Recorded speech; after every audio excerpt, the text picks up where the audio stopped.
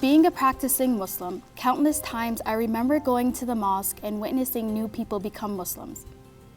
It was always fascinating to me because in the back of my mind, I always thought, what are your reasons for converting? My name is Amal Muhammad, and today I'm going to meet Aaron Wanamaker, a young Canadian who became a Muslim. So tell me a little bit about yourself.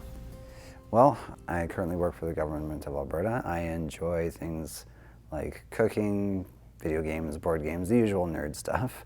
I'm also an editor for various Islamic books, including the Clear Quran by Dr. Mustafa. I converted in 2007.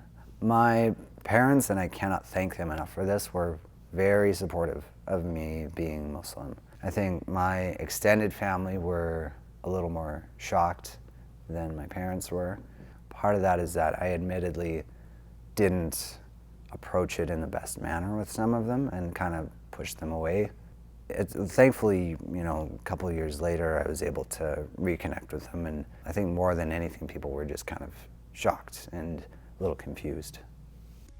Aaron had a pretty typical childhood growing up. The word Muslim and Islam never really crossed his mind. I think a big eye-opener for me actually was when I was learning about Islam, learning that Muslims actually believed in Jesus. Before then, I didn't really see there being any connection between Christianity and Islam. What are some of the misconceptions people have about the Muslim community? I think the biggest one is that every Muslim is like Arab somehow. It's a huge melting pot of different cultures that are all following the same religion, right? So there's this kind of unity in it that I think is very, very beautiful. Being a Canadian and being a Muslim and being both at the same time, what does that mean, especially for me who grew up living a very typical Canadian lifestyle? There were points where I kind of struggled with that, with my identity, right? Struggling with this idea of how do I present myself as a Muslim to the world. I felt that the easiest way was maybe just telling people. In high school, Aaron was dating a girl who was working for a Muslim. Learning bits and pieces of Islam from her boss, she would pass this information on to Aaron. The biggest eye-opening moment for him was when she brought home a book titled A Brief Illustrated Guide to Understanding Islam.